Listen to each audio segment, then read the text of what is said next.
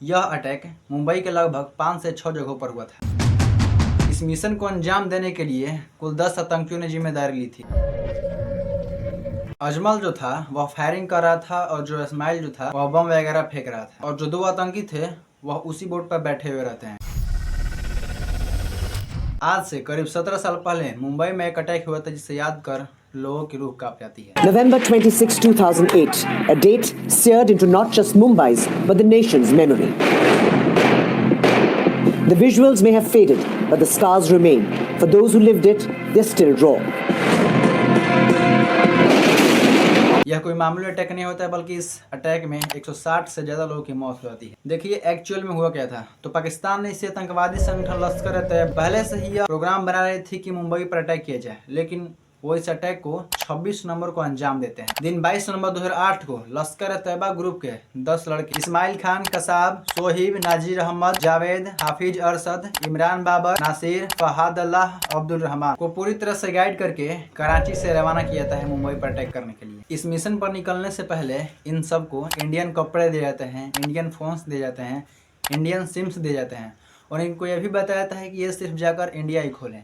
इनके अलावा इन्हें कुछ कैश भी दिए जाते हैं टैक्सी वगैरह करने के लिए, और ड्राई फ्रूट दिए जाते हैं, जीपीएस, सेटेलाइट फोन सब दिया जाता है। यहाँ तक कि इनको फेक आईडी भी दी जाती है, और इनको यह भी बताया जाता है कि वहाँ पर बहुत ज़्यादा भीड़ होगी, तो ये मत देखना है कौन हिंदू है और कौन मुस्लिम, सबको टारगेट करना। इतना सब बताने के बाद इनको 22 नवंबर को सुबह के ठीक 7 बजे वहाँ से रवाना कर दिया जाता है मुंबई पर अटैक करने के लिए। शुरू में छोटी सी बोट पर बैठकर 1.5 घंटे तक सफ़र करते हैं, और फिर 9 बजे के करीब अल हुसैनी नाम का एक शिप आता है, उसमें ये सारे ट्रांसफर हो जाते हैं और पूरी रात इसी शिप में बैठकर आगे की ओर बढ़ते रहते हैं। अब अगले दिन 23 नवंबर 2008 को इनको दूर से ही एक इंडियन बोट दिखती है। उस बोट का नाम था कुबेर। तो ये लोग उस बोट को हाथ हिलाकर इशारा करते हैं कि इनकी इंजन की जो बेल्ट है वह निकल गई है, तो इनको हेल्प चाहिए। और जैसे ही उस बोट के जो अंदर फिशरमैन होते हैं वो हेल्प करने के लिए आते हैं, तो ये सब लोग मिलकर उस बोट पर कब्जा कर लेते हैं। और यह बात यहाँ तक सीमित नहीं रहती है। उस कुबेर बोट पर 4 लोग मौजूद थे, इसमें से 3 लोग को मार देते हैं,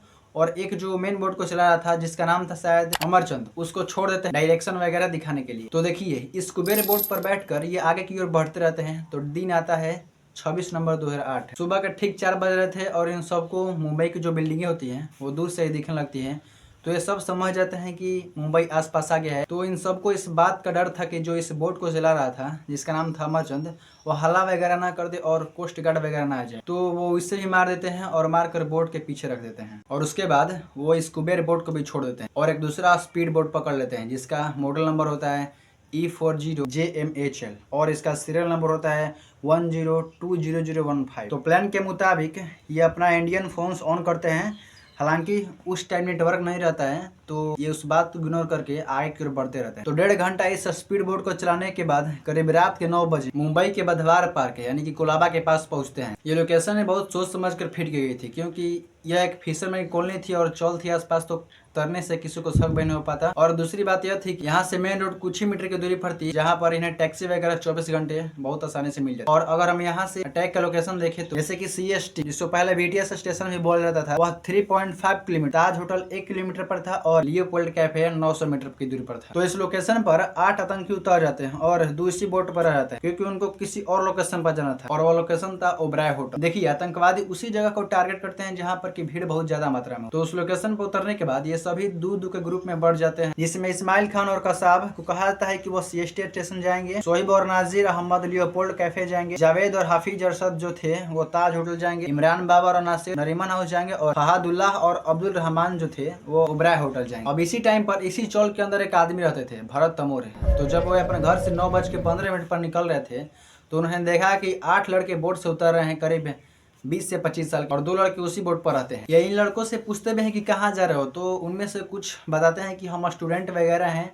लेकिन इसी बीच जो कसाब होता है वह चिल्ला कर बोलता है कि तुम अपने काम से काम रखो। और आगे चलकर भरत तमोरे जो होते हैं वो पुलिस को इन्फॉर्म भी करते हैं कि ऐसे ऐसे लोग उतरे हैं, ऐसे ऐसे लड़के उतरे हैं, लेकिन पुलिस जो होती है इस बात को सीरियसली नहीं लेती। तो इसके बाद ये 8 मेन रोड पकड़ते हैं और अपने टारगेट के लिए निकल जाते हैं। इमरान बाबर और नासिर जो थे इनका टारगेट नरीमन हाउस था, तो ये काफी पास में था, तो ये पैदल निकलते हैं। शोएब और नाजीर अहमद जो थे ये टैक्सी लेकर लियोपोल्ड कैफे की तरफ निकलते हैं, और इनके जस्ट पीछे टैक्सी पकड़ के हाफिज और जावेद जो थे वो ताजमहल होटल की ओर निकलते हैं। और लास्ट में जो बचे थे कसाब और इस्माइल, तो ये दोनों भी टैक्सी पकड़कर CST स्टेशन की तरफ निकलते हैं। और जब ये टैक्सी पकड़ते हैं तो इस्माइल आए की ओर बैठता है और ड्राइवर को अपने बातें में उलझा देता है। तब तक कसाब जो होता है टाइमिंग बॉक्स ड्राइवर के सीट के जस्ट नीचे ही फिट कर देता है। तो लगभग 16 से 17 मिनट बाद जब वह टैक्सी CST स्टेशन पर रुकता है तो कसाब और इस्माइल वहां पर उतर जाते हैं। लेकिन उनके उतरते ही जस्ट जब वो टैक्सी आई की ओर जाती है तो कुछ मिनट बाद वो टैक्सी ब्लास्ट हो जाती है, जिसके चलते कुछ लोग घायल भी हो जाते हैं। और उसके बाद ये CST स्टेशन के भीतर की ओर जाते हैं और कसाब और इस्माइल एक वॉशरूम की ओर जाते हैं और अपना हथियार वगैरह रेडी करके कुछ देर बाद बाहर निकलते हैं। और हथियार वगैरह को रेडी करके ये डायरेक्ट अटैक करना स्टार्ट कर देते हैं। उन दोनों में से एक गोली चला रहा था तो एक बम वगैरह फेंक रहा था। वहां से जो लोग जान बचाकर निकले थे वे लोग बताते हैं कि कसाब जो था वह गोली चलाते हुए पागलों की तरह हंस रहा था, जैसे कोई वह वीडियो गेम खेल रहा हो। इस अटैक के चलते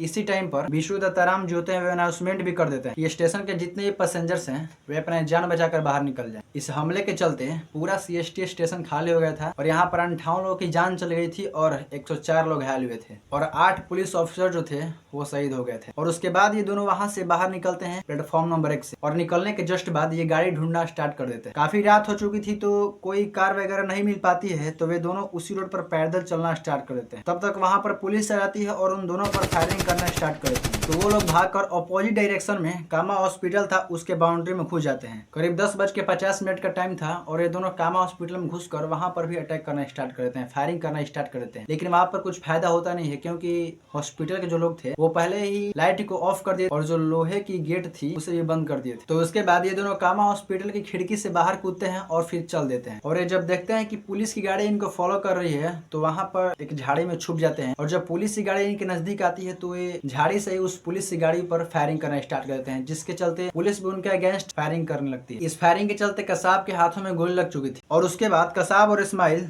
2 मैगजीन उस पूरे पुलिस की गाड़ी पर खत्म कर देते हैं, जिसके चलते उसमें मौजूद पुलिस शहीद हो जाते हैं। फिर ये दोनों वहां से पुलिस की गाड़ी लेकर अपना अगला मिशन पर चल देते हैं जो कि था मलाबार हिल। लेकिन ये दोनों जो गाड़ी को लिए थे इसके टायर फट चुकी थी तो बीच रास्ते में अपोजिट डायरेक्शन से एक कार आ रही थी और उसमें समित विजय जो थे वो अपनी फैमिली के साथ बैठे हुए थे। इन दोनों ने बंदूक की नोक पर उनको रोका और उनसे कार लेते हुए आगे चल दी। लेकिन अच्छी बात यह थी कि जल्दी जल्दी में वे लोग इन पर गोली चलाना भूल गए। उसके बाद पुलिस कंट्रोल रूम में कॉल करके इन्फॉर्म कर दिया जाता है कि अभी अभी कार निकली है इस रूट से। तो पुलिस क्या करती है कि वह रोड के चारों तरफ बैरिकेटिंग लगा देती है, जिसके चलते उन आतंकवादियों की कार वहीं पर अटक जाती है। तो धीरे धीरे पुलिस उनके कार की ओर बढ़ती है। तो जो कसाब होता है वह बंदूक उठाने की कोशिश करता है। उसी टाइम पर तुकाराम ओमले जी थे जो कि वहाँ के ASI थे, तो वे कसाब को बंदूक चलाने से रोकते हैं लेकिन कसाब उन पर फायरिंग कर देता है और वे वहीं पर शहीद हो जाते हैं। उसके बाद कसाब और इस्माइल को पकड़कर पुलिस हॉस्पिटल ले जाती है, लेकिन इस्माइल जो होता है हॉस्पिटल पहुंचते पहुंचते ही मर जाता है और जो कसाब होता है वह जिंदा पकड़ जाता है। अब ये तो पकड़ जाते हैं लेकिन इनकी जो और टीम थी